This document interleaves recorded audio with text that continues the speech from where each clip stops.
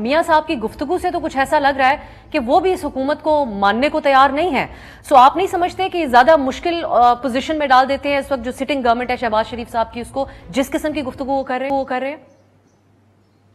جی, مسلم league نون کے قائد آج بھی محمد نواز شریف ہیں, اور مسلم لیگ نون نے اس دفعہ بھی آپ کو معلوم ہے کہ 1,33,00,000 ووٹ حاصل کیے 8 فروری کے انتخابات میں.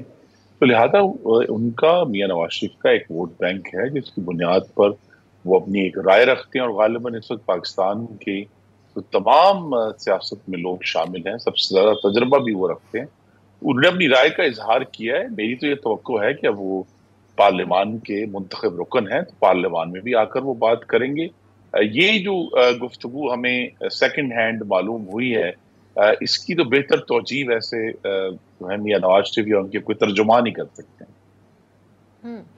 وہ تو ہے, لیکن خرم صاحب اس طرح کی باتیں آپ کی پارٹی سے منسلک اور بھی بہت سارے لوگ کہہ رہے ہیں کہ بہت سی باتیں ہیں ہم ابھی کہہ نہیں رہے, لیکن یہ جو بھی ہوا یہ بندوبست کے ذریعے ہوا. اب میاں صاحب سے منسوب بھی یہی بیان ہے, تو ووٹر کو تو وہ شاید مطمئن کر لیں یا انگیج کر لیں اس طرح کی باتوں سے, لیکن شہباز صاحب کی حکومت, ان کی پالیسی, اس کے حوالے سے تو بڑے سنجیدہ سوالات اٹھ جائیں گے. تو میں اسی سلسلے میں آپ سے جاننا چاہ رہی ہوں کہ پھر کس طریقے سے حکومت آپریٹ کرے گی وفاق میں بیٹھی ہوئی؟ دیکھیے, حکومت کا اس وقت فوکس جو ہے وہ براہ راست پاکستان کی جو معاشی صورتحال ہے اس کو استحکام دینے میں ہے. آج جب ہم یہ گفتگو کر رہے ہیں تو سعودی عرب کا غالباً 100 سے زائد ان کے وزراء اور ان کے جو بڑے کاروباری حضرات ہیں, کارپوریشن کے ہیڈز ہیں, وہ پاکستان میں موجود ہوئے ہیں. تو لہذا وہ تو جو ایک فالو اپ ہو رہا ہے وزیر اعظم کے وزٹ کا جو انہوں نے رمضان کے آخری دنوں میں کیا تھا, تو لہذا وہاں حکومت کا تو ٹوٹل فوکس اس بات پر ہے کہ کسی طرح بھی پاکستان میں سرمایہ کاری لا کر روپے کی قیمت کو ایک مستقل استحکام دیا جائے. الحمدللہ کچھ مہینوں سے استحکام ہے, پچھلے تقریباً اب 8 مہینوں سے استحکام ہے, اور اس کو پھر استعمال کیا جائے پاکستان کی مہنگائی کو اور قیمتوں میں استحکام لانے کے لیے. تو لہذا یہ فوکس ہے. وزیر خزانہ جو ہیں وہ آج واشنگٹن میں ہے, جو world bank I M F کے اینول میٹنگز ہیں اس پہ وہ اگلے جو پروگرام ہے اس کی نیگوسیشن کا آغاز کریں گے. تو گورنمنٹ کا تو سارا فوکس اسی پر ہے کہ اس وقت معاشی استحکام حاصل کیا جائے. سر, استحکام کے لیے خرم صاحب بے یقینی کو بھی تو ختم کرنا ہوتا ہے. تو جب اس قسم کے سٹیٹمنٹ سامنے آئیں گے تو بنیادی طور پہ وہی سوال کی طرف میں دوبارہ جاؤں گی کہ جو حکومتی فیصلے شہباز صاحب کریں گے اس سے نون لیگ ایز اے پارٹی اور میاں نواز شریف صاحب جو فیس ہیں پارٹی کا اور پارٹی کی الیکشن کیمپین چلائی ہے جنہوں نے, وہ اپنے آپ کو الگ کر رہے ہیں. تو آپ کا ووٹر زیادہ مایوس نہیں ہوگا شہباز صاحب کی حکومت کے فیصلوں سے, ان کی اگر کوئی کارکردگی ہوتی ہے اس سے؟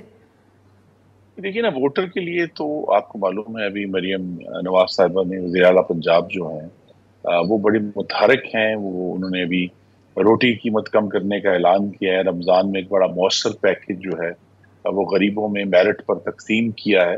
وہ تو اپنا کام کر رہی ہیں. ایشو اسی بات پر ہے کہ گورنمنٹ جس کو بہت سارے چیلنجز کا سامنے وفاقی حکومت, وہ اپنی جو مین فوکس ہے اس کو حاصل کر پاتے ہیں یا نہیں کر پاتے ہیں. دیکھیے, میرے لیے جو مضبوطی ہے وہ کسی بھی بیان سے زیادہ اس چیز کی ہے کہ ابھی سینٹ کے انتخابات ہوئے ہیں, ان کے چیئرمین کے انتخابات ہوئے ہیں, وہاں اپوزیشن تو مقابلہ بھی نہیں کر پائی, اور وہ بلا مقابلہ بڑا ریئر ہے کہ سینٹ کے چیئرمین اور ڈپٹی چیئرمین بلا مقابلہ سوالیہ نشان ضرور ہے اٹھاتی ہے اپوزیشن اس پہ. نہیں, وہ سوالیہ نشان دیکھیے جہاں بھی اپوزیشن ہوگی, جمہوریت ہوگی, سوالیہ نشان رہیں گے. لیکن دوسرا سوالیہ نشان جو ہے, جب سینٹ کے الیکشن ہوئے قومی اسمبلی میں تو 224 اور 81 کا نمبر آیا. تو لہذا 224 کا نمبر جو ہے وہ تو بہت حکومت کے لیے ایک تقویت کا باعث ہے کہ 3 گنا ان کے نمبرز ہیں قومی اسمبلی میں. اسی طرح جب پنجاب اسمبلی میں سینٹ کا انتخاب ہو رہا تھا تو وہاں بھی ایک اوور ویلمنگ نمبر سے میجورٹی حاصل ہوئی. تو گورنمنٹ کے پاس اس وقت ٹیکنیکلی گورنمنٹ کو چیلنج نہیں ہے. جو سیاسی جماعتوں کا حق ہے کہ وہ احتجاج کریں. جی خرم صاحب, جس بات کا آپ اظہار کر رہے ہیں, اس سب کے باوجود پھر میاں صاحب کیوں کہتے ہیں کہ ہمارے ہاتھ میں کچھ نہیں؟ دیکھیے, وہ ایک اوور آل پاکستان میں جمہوریت کی تقویت کے حوالے سے بات کر رہے ہیں کہ ہمیں کس طرح جو ایک ایم ہے, اور یہ میں اب اپنی رائے کا اظہار کر رہا ہوں. وہ میں نے کہا جو اس کی بہتر تفصیلات یا توجیہ تو وہ یا ان کے ترجمان پیش کر سکتے ہیں. لیکن میرے خیال میں جو ہماری کوشش ہے کہ ملک میں جمہوریت کو تقویت ملے اور ہم آگے بڑھیں، جو عوام کا حق حاکمیت ہے اس کی طرف بڑھیں. اس میں ابھی ہمارے سامنے چیلنجز موجود ہیں، لیکن اگر حکومت، میں پھر دوہرا دوں، حکومت اپنے معاشی اہداف حاصل کر پائے گی تو پھر ہم جو دوسرا جمہوری ہدف ہے اس کی طرف بھی پیش رفت کریں گے. تو اب یہ کہا جا سکتا ہے خرم صاحب کہ آپ کی جماعت اس بات پہ غور کر رہی ہے کہ حکومت اور پارٹی کے معاملات کو الگ الگ رکھا جائے؟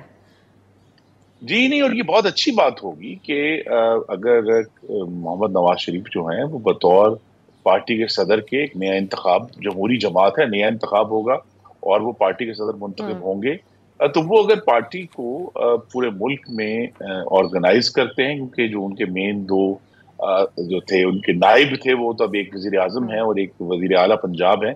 تو لہٰذا اگر میاں نواز شریف اپنی جماعت کو طویل المدت یعنی لانگ ٹرم بیسس پہ اس کی تنظیمیں نو کرتے ہیں تو وہ ملک کے لیے بھی اچھا ہے اور جماعت کے لیے بھی اچھا ہے اور پاکستان کی جمہوریت کے لیے بھی تقویت کا باعث ہوگا.